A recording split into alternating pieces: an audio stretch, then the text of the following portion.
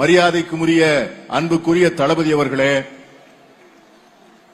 இந்த மேடையிலே அமர்ந்திருக்கின்ற கிறித்தவ சமூகத்தினுடைய தலைவர்கள், எங்கள் பேராயர்கள், எங்களை வழிநடத்துகின்ற எங்கள் வேத விற்பனர்கள், இந்த அருமையான தருணத்தை எங்களோடு பகிர்ந்து கொள்வதற்காக இங்கே வந்திருக்கின்ற எங்கள் சகோதர மதங்களை சார்ந்த சகோதரர்கள், சகோதரிகள், என் கண்ணெதிரே பெரும் திரளாக திரண்டிருக்கின்ற கிறித்தவ பெருங்குடி மக்கள், அருட்சகோதரிகள், அருட்சகோதரர்கள், எங்கள் மாண்புக்குரிய அமைச்சர்கள், நாடாளுமன்ற சட்டமன்ற உறுப்பினர்கள், மாண்புக்குரிய சட்டப்பேரவை தலைவர், இங்கே வருகை தந்திருக்கின்ற பத்திரிகையாளர் நண்பர்கள் எல்லோருக்கும் என்னுடைய அன்பான வாழ்த்துக்களையும் வணக்கத்தையும் தெரிவித்துக் கொள்கிறேன்.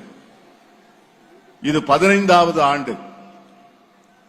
15 ஆண்டுகள் தொடர்ந்து இந்த விழாவினை எந்தவிதமான மாற்றமும் இல்லாமல், குறைபாடுகளும் இல்லாமல் 15 ஆண்டுகளுக்கு முன்னால் எப்படி நடந்ததோ அதே சீரோடு சிறப்போடு தொடர்ந்து நடைபெற்றுக் கொண்டிருப்பது ஒரு பெரிய அதிசயம், ஒரு பெரிய பாரம்பரியம், ஒரு பெரிய வரலாறு.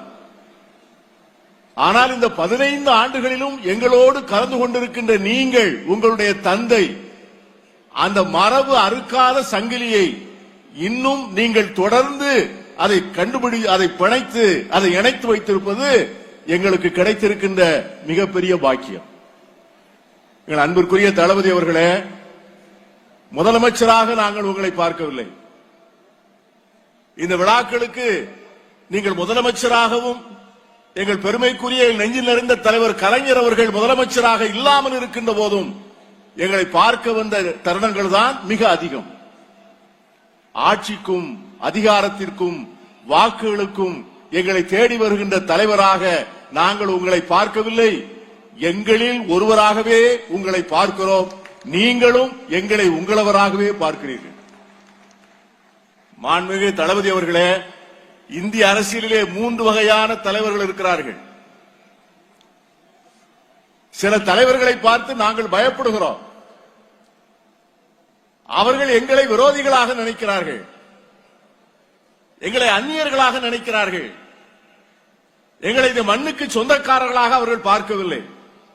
அப்படி ஒரு வகை தலைவர்கள். இன்னொரு வகை தலைவர்கள் இருக்கிறார்கள், அவர்கள் எங்களை பார்த்து பயப்படுகிறார்கள். இவர்கள் யாருக்கு வாக்களிப்பார்களோ எங்களை வாக்காளர்களாகவே மட்டும் பார்க்கின்ற தலைவர்கள் அவர்கள். 3வது வகை தலைவர்கள் ஒன்று உண்டு. அவர்கள் எங்களை எங்களாக பார்த்து எங்களை மனமாற நேசிக்கிற தலைவர்கள், நாங்கள் நேசிக்கிற தலைவர்கள். அந்த 3வது வகை தலைவர் தான் நீங்கள். உங்களை நேசிக்க கற்றுக்கொண்டிருக்கிறோம், நீங்கள் எங்களை நேசிக்க கற்றுக்கொண்டிருக்கிறார். ஏனென்றால் நீங்கள் எங்களை அந்நியராக பார்ப்பதில்லை. தலைவர் கலைஞர் அவர்களை மேடையிலே வைத்துக் கொண்டு ஒரு நாள் நம்முடைய மரியாதைக்குரிய பேராசிரியர் காதர் மொய்தீன் அவர்கள் சொன்னார்கள், நாங்கள் சிறுபான்மையினர், ஜனநாயகத்திலே நாங்கள் உடல் ஊனத்தை போல அரசியல் ஊனம் உள்ளவர்கள், எங்களிடம் எண்ணிக்கை இல்லை. ஜனநாயகம் பெரும்பான்மையாக செயல்படுகிறது. அந்த பெரும்பான்மை எண்ணம் எங்களிடம் இல்லாத காரணத்தினால் நாங்கள் ஹேண்டிகேப்ட். ஒரு குடும்பத்திலே சற்று ஊனமுற்ற என்கிற வார்த்தையை நான் பயன்படுத்த மாட்டேன்.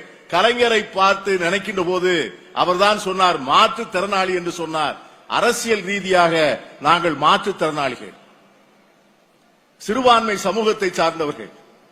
ஆட்சி கட்டிலே அமர்வதற்கு ஆசைப்படவில்லை, அதிகாரம் கேட்கவில்லை, நாடாளுகின்ற பாவை எங்களுக்கு தாருங்கள் என்று கேட்கவில்லை. இந்த மண்ணிலே நாங்களும் எங்கள் குடும்பத்தாரும் எங்கள் பிள்ளைகளும் மனிதர்களாக முழு உரிமை பெற்ற குடிமக்களாக உரிமையோடு வாழ்வதற்கான வாழ்வு மட்டும்தான் வேண்டும் என்று கேட்கிறோம். அந்த வாழ்வை நான் மிக தைரியமாக சொல்வேன், தமிழகத்திலே உங்களால் மட்டும்தான் உறுதி செய்ய முடியும் என்று. உங்களை தீய சக்தி என்று சொல்வதை நாங்கள் எப்படி ஏற்றுக்கொள்வோம்? உங்கள் தலைமையிலே இருக்கின்ற அந்த இயக்கத்தை தீய சக்தி என்று சொன்னால், இந்த தேசத்திலே எங்களை உயிரோடு எரிப்பவர்களை தீய சக்தி என்று சொல்வதற்கு அவருக்கு தைரியம் இருக்கிறதா? எங்கள் கன்னியர்களை உயிரோடு மடங்களிலே வைத்து பூட்டி தீ வைத்து எரித்தவர்களை பார்த்து அவர் தீய சக்தி என்று சொல்வாரா? மணிப்பூரிலே நிர்வாணமாக அழைத்து வந்தவர்களை பார்த்து அவர் தீய சக்தி என்று சொல்வாரா?